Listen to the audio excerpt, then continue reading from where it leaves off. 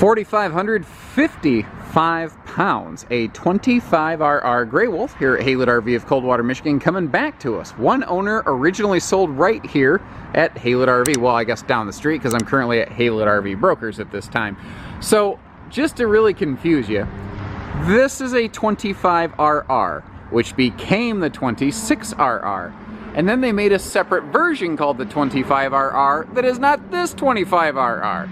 So ignore the model numbers. What we're looking at here is a half-ton towable, little 25, 26-foot hauler that'd be great for like a golf cart, a motorcycle, maybe some kayaks or something like that.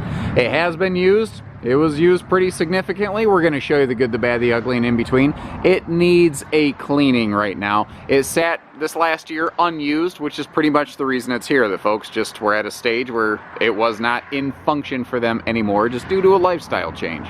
There have been several generations of these Grey Wolf kind of, I call them crossovers, where it's not a full travel trailer, it's not a full toy hauler, it's just kind of an in-between. You know, like a crossover SUV is sort of a minivan, sort of an SUV, but neither exactly. One thing I do wish I miss this, is the transition flap right here. It just makes for smoother, easier loading and unloading. Now, I don't know what they loaded into it. I was not able to locate that information. I don't know if it was a golf cart or something. I can see that they clipped the doorway here once, and they must have got a little close to that side, because they also clipped that cabinet up top, and it does look like they maybe nicked the cabinet in front of that. Beyond that, like I said, other than a cleaning, it really looks to be in pretty good shape. I have definitely seen worse. That is a fact. So these rear benches right here, they can fold up out of the way for maximum loading space, but this was kind of made when they really gave these a nice kind of seating feel with those fold down armrests and everything. Those cushions are fully free floating and removable. You know, if you want to load everything up, you can put the cushions on the front bed and fold these benches up out of the way. Maybe you only need to fold up one or the other. This was also made when the fall package that was included on this camper included a TV, and all the original electronics and everything appear to be present and accounted for. And it's unfortunate that the first thing you see when you walk in is the little ding on the cabinets, because really, other than that, I mean, I don't see anything here that's really concerning. Like, it doesn't smell like people. It was kept clean when they were actively using it.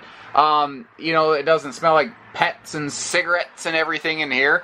It looks like they just went out and had a good time, but, you know, wherever it happened to be stored, it was just stored probably next to a tree with some falling debris, which is why it definitely needs a good cleaning on the outside. Carpetless, easy cleaning inside. You can see they got tie-downs all the way up here to the kitchen area. And I forgot, like, I remember how these used to have this corner bed over here, but I forgot that the first generation of these actually used to have this like extra bed up top here. It doesn't look like this ever got used, this little tiny bunk. But what's kind of cool is if you wanted to, you can always pull this mattress out and there you go. Suddenly you've got yourself like an extra shelf or drawer. You do have a handy privacy curtain there. Very nice if you have somebody sleeping on that rear kind of convertible sofa bench thing. You know, good for, what am I wanting to say there, like guest privacy. The bathroom is simple, but effective. You know, it does what it needs to. It doesn't do anything more than it has to. And that's really what this RV was designed for. It was designed to be something where you'd get out, you'd run around, you'd have a good time, and then you'd have a nice little kind of landing pad, or maybe a little bit of a rainy day play space in here. This is pretty well equipped for its time too. This was at a time where only about half the campers in this category had power awnings or tongue jacks like this one, and it has both. It technically has a keyless entry door pad system. That was one of the earliest generations of those things I ever saw used on travel trailers, and I will be the first to tell you, I would almost advise you to plan on the keyless entry door pad not working.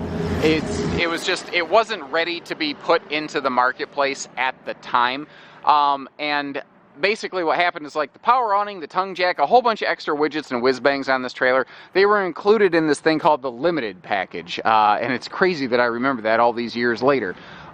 So it was one of those things that was kind of an all or nothing bundle, and Cherokee said, sure, throw it all on there, it sounds good. But some things like that little keypad, they just weren't ready. Kind of like there's leveling indicators on the outside of this. Similarly, they did a little bit better, but they probably weren't ready to be put on RVs in mass public production yet. The roof, beyond needed and cleaning, looked all right. It is fully walkable. You've also got those nice looking aluminum, almost spoke style wheels right there, which again is that nice kind of hybrid look between just like, you know, common casual camping and something a little more sophisticated. Behind that tire and in front of the stabilizer jack is also a sewer hose tube, which is very, very handy since this RV has quite limited outside storage. There's a big pocket that runs under the master bed, but that's pretty much it. That's one of the hiccups with a lot of toy haulers, actually. The idea behind this one is, again, it wasn't made for like, it was really definitely not made for like the big modern side-by-side ATVs that you find in today's market. Although it's possible that a 2-seat Razor 1000 might fit, but man, you are just going to be squeaking in there.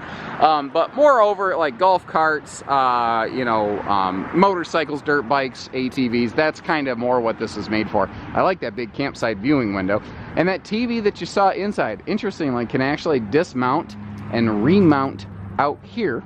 And this was built during the generation where you actually had a little outdoor media control pad, which that's one of those things that I wish kind of would have gone over better in the RV industry. I always liked the idea behind that, so that, you know, like whatever, if you take that TV outside, whatever plays on the TV inside will play outside, but you have to walk back inside to change it. I always thought it was really smart that you didn't have to do that, but for whatever reason that feature just never really caught on. Doesn't make any sense when you say it out loud, but there you have it. Looks like they also upgraded the antenna to a wine guard.